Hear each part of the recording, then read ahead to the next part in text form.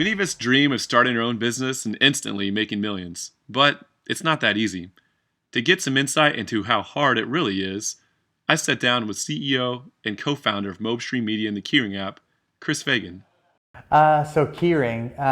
Keyring is a very simple utility shopping app that allows you to digitize all your loyalty cards. So instead of carrying around your CVS card, Kroger, Tom Thumb, all that kind of stuff on your keychain, you put it in your phone.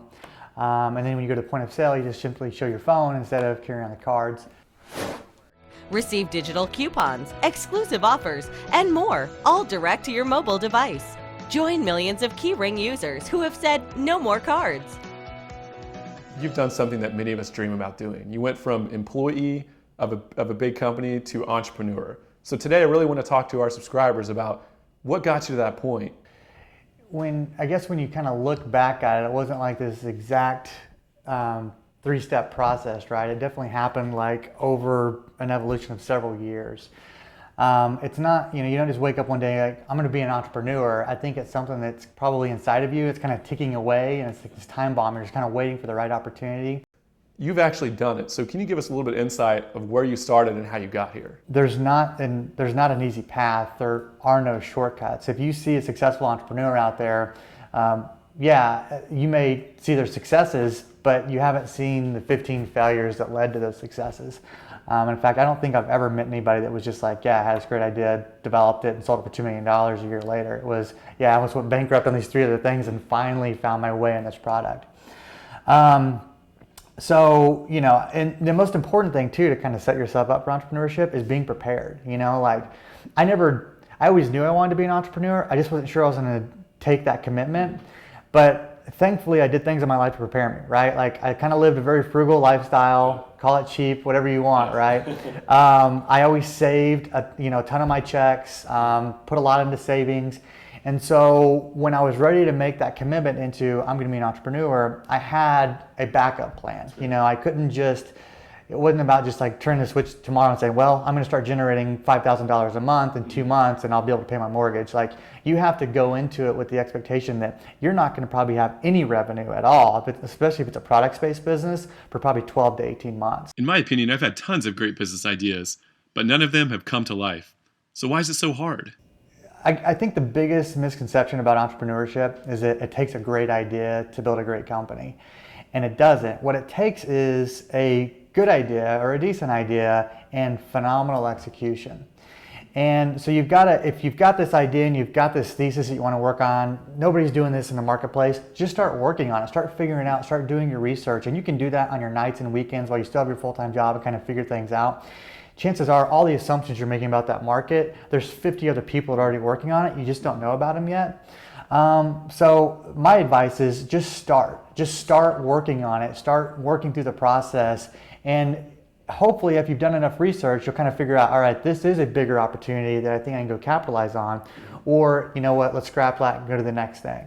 So what's the magic formula for being an entrepreneur? People like to always have the formula for success and all that stuff. Is there really a magic formula? Well, I don't think there's a magic formula, but I think that there are certain characteristics you can draw from certain people that kind of lead to entrepreneurship, right? And like these things weren't always apparent to me when I was growing up and kind of going through at the time.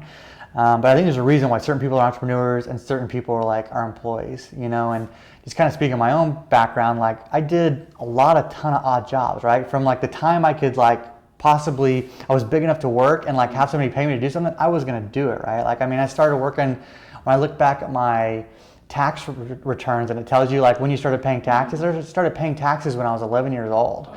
And I was working as a groundskeeper for a granite company. I was mowing and weed eating and making $2 an hour, and I thought it was awesome. I did a lot of odd jobs. I sold clothes for a few years on commission, right? And I sold clothes for a clothing store that I couldn't even afford to shop at. But I did it because I got a discount on buying the clothes and got to work there and made money at it. I used to sell newspapers door to door. I used to be a waiter. I used to be a host. I used to be in the Army for 6 years as a forward observer and enemy scout. I used to work at juvenile affairs, helping out kids in group homes and coming out of juvenile prison. And I think all of those things have kind of given me perspective just in life. And I always approach this from a very ambitious spirit and wanting to learn about certain things. And out of all those experiences, I can kind of use to run this business, whether it's, hey, how did you greet people as a host? How did you build those connections? How did you close a sale on trying to sell, $300 jeans to somebody? How did you deal with a parent at a group home that was angry about how you were treating a child, or child was treating another child, and how do you do that conflict resolution? All of these things are needed as an entrepreneur and a business owner, and you don't realize those skills that you're building. But I would recommend that any younger person out there, go out there and put themselves out there. Go and do these jobs, because you're going to build the skill sets necessary to eventually go in and run a business. What are some other tips to help me be successful? When you're thinking about becoming an entrepreneur, the first thing you're probably going to run across is all the, other than the wild success things that may have motivated you to try to go and do that. Oh, I'm going to be the next Facebook. Once you get past that, you start running into the horror stories. Oh, I lost my, we went bankrupt, and all those things. And you start thinking, well, how do I not become a statistic here of the 90% of businesses that fail within the next number of years, or whatever it is? And one thing that I did, I think it helped, I just did a ton of research, right? I went and got a membership to the library, and was able to check out these books on tape.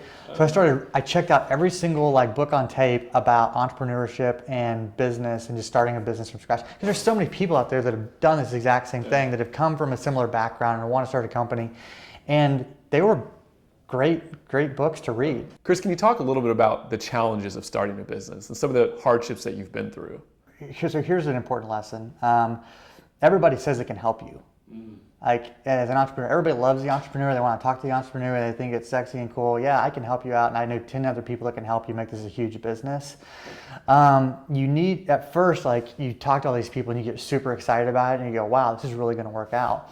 But then you soon figure out that for every 20 opportunities put in front of you, about maybe half of one is going to work out. So it takes about 40 deals or opportunities to kind of lead into one opportunity, which means you got to talk to a lot of people, and you got to go out and leverage those relationships. So my advice is, if somebody says they can help you, and they've got these 10 people they want to connect you to, always do it, because you're always going to find value from that. And this world is all built on relationships.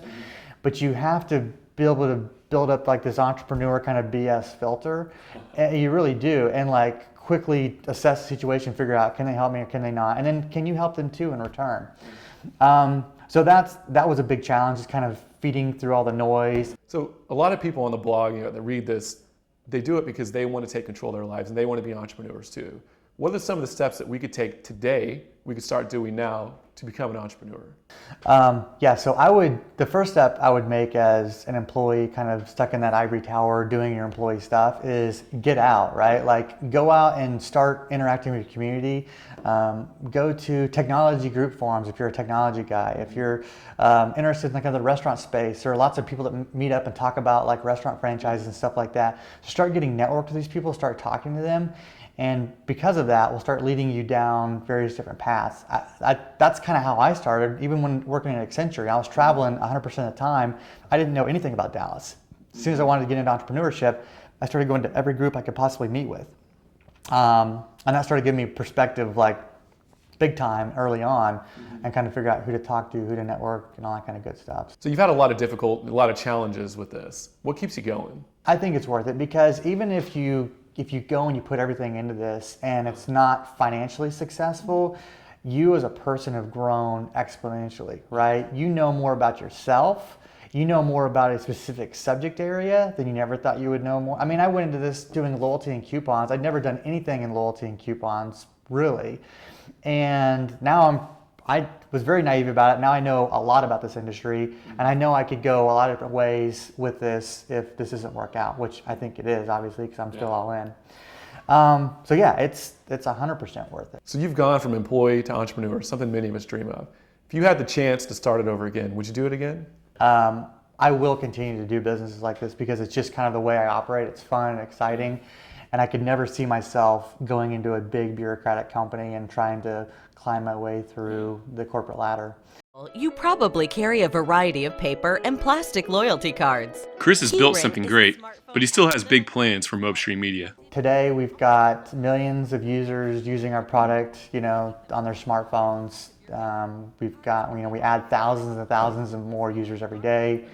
Yeah, and we spend $0 on marketing, right? So we've built a product that consumers are just in love with. So that's good. We went from 0 clients a year ago to now we've got, I don't want to go into exact details, but we have a lot of clients. We have a decent amount. We've got cash flow coming into the business. We're able to raise a significant amount of venture capital funding with no help from third-party resources trying to sell us on raising VC money, which has helped us kind of grow our business, grow our team. And it was from a tier 1 venture capital firm, which is good. But we still have a long road, right? Like we've gone through that phase where we had to basically turn something great out of nothing, right? We had no money, we had no extra time, and we still were able to build a product that had demand. So that went well. Now we've got product that has demand, we've got customers. Now is the ability, can you scale it? Can you build a really sustainable business out of this? And what does your exit path look like? Is this going to be an IPO? Is this going to be a company that somebody else acquires? Is this going to be just a cash flowing business? It becomes more of a lifestyle business, which this one probably won't be for me. So we're in a good spot, but we're in mobile technology, and everybody that has a smartphone knows how fast this marketplace is moving. So we've got to continue to ride this wave, and we've got to do it for the next several years. The story has not been told on us by any means.